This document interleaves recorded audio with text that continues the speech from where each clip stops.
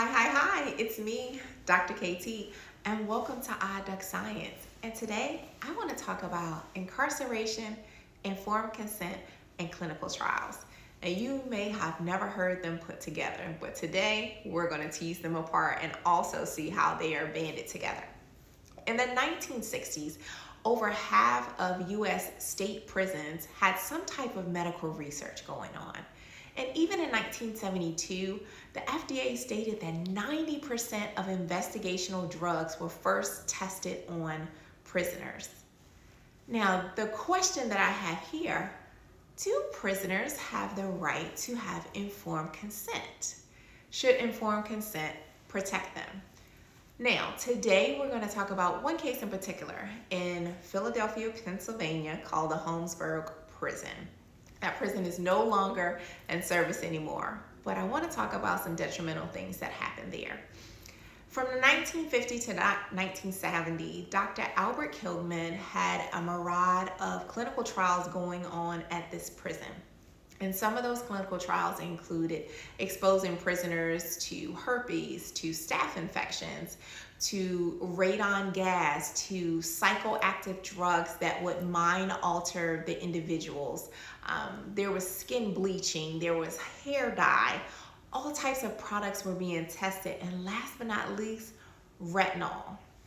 Now, some of you may have heard of retinol. It is often an ingredient that is used in anti-wrinkle creams and also acne treatments. So there's a drug called Retin A. Now, Retin A, what you see in your local grocery stores and your consumer and beauty stores, was based off the clinical trials that were done in this prison. This is a multi-million-dollar making drug that was based off the backs of over 1,000 Black men in a medical trial. So let's dig into it and see if anything happened that was nefarious. All right, let's talk about informed consent. Now, from the last video, we talked about the purpose of informed consent, and what it is a document that itemizes out the clinical trial. It talks about what the drug is, so it identifies it. It talks about the purpose, it talks about the benefits, it talks about the risk and potential side effects, and it also talks about compensation. So I know you're wondering, like, Dr. KT, did these men get any of those things? Yes and no. So let's dig into that. As far as informed consent, a lot of the men were given informed consent, but it wasn't complete. There may have been given that this is a drug we're going to use, but they weren't told what the side effects were, or they weren't told how long it was going to be, or the purpose of it. But they did get compensated. And let's talk about compensation. Compensation looked like $1 a day, which was like pocket change. And some trials was up to $300 a month. Okay, now earlier I said this was a multi-million-dollar drug, and now the prisoners are receiving either $1 a day or up to $300. So I know you're probably saying, well, Dr. KT, why would they sign it? Let's talk about the demographic that was used. Of course, we're talking about prisoners, and specifically, this was used about thousands of Black men. Now, a good majority of the Black men were illiterate, so they were signing forms that they weren't fully clear about. And now we know today, for an informed consent, if you are having trouble reading or you need assistance, there has to be someone provided so that you can fill out that document so you can make an honest choice, an informed choice about whether you want to participate or whether you don't. Now, as far as compensation, let's think about it like this. Another piece that was key to these men signing up, not everybody was there for violent offenses.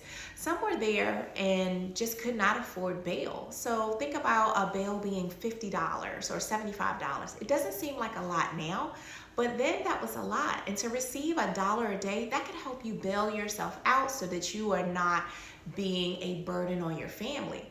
Or those who were staying there longer for $300 a month, some of them weren't making that on the outside. So to be able to provide for yourself inside of the prison system by providing for your books and also sending some money home seems like a win-win situation. What they did not know is those win-win situations was going to cost them dearly. Some of the side effects included chemical burns. So some of these men still have the burns to these days. Mental alteration. A lot of those men are not grounded to this day and cannot get their mind back to the way it was before the treatment started. Some of them have weakened lungs and they have discoloration and so many more traumatic experiences, not only mentally but physically in their bodies. So do you think that they would have signed up for such a thing, even though it may have helped home as far as finances? I do not think they would have sacrificed their well-being for this.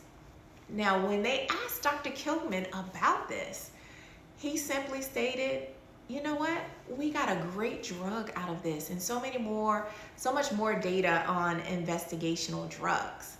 I'm so thankful that there was a whistleblower who has this book called Acres of Skin that I'm going to put in the bookshop so that you can look at again. Now, the reason it's called Acres of Skin is Dr. Kilman said, when I first walked into the prison, all I saw was acres of skin. It was like a farmer looking at a fertile field for the first time. Man, it's harsh.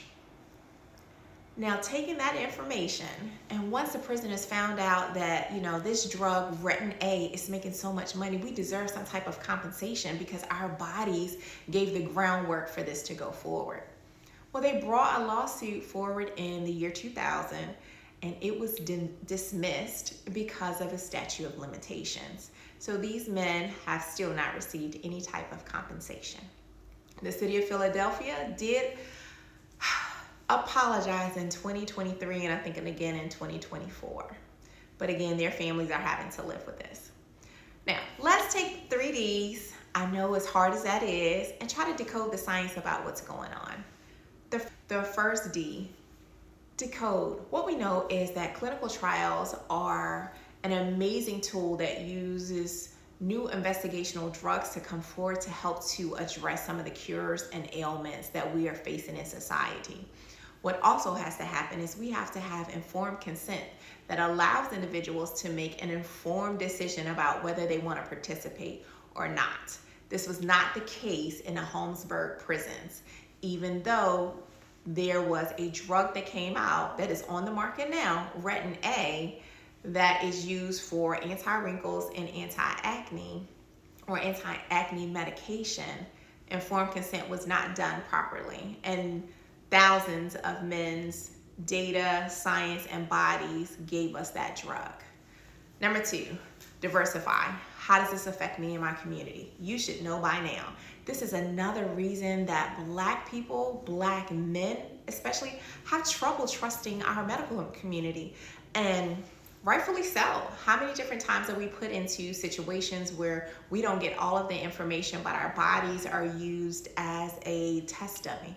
It's almost if you take the humanity away from people, people are allowed to do all types of weird and nefarious things to individuals because we don't see them as humans anymore. Last D, dazzle. Let's take a break and breathe because this is a lot. What I want you to do is to do the research. Clinical trials are powerful. Think about when it was time for the COVID vaccination, a lot of us didn't sign up for that because we were saying, no, we have too many reasons why we shouldn't do that. I was actually one of them. It wasn't until I sat down with the research and got to read and answer all of the questions before I made an informed consent that was something that I wanted to do. Also want you to reach out to trusted partners who are doing the work. I want you to check out Curated Clinical, which is an excellent platform that is looking at diversity in clinical trials and making sure that our community is informed. So please give them a follow. And also have these conversations. We have to talk about things that have brought us harm, that has caused us danger. And if we do not heal from them by talking about it, it keeps perpetuating and it keeps going from generation to generation. So let's stop that now. Let's have these conversations. Let's be heard because we have a right to be heard so that we can receive the medical care that is for you, that's for me, and for people around us. Okay? I hope you learned something today. And as always, science is accessible to everyone. Have a glorious day.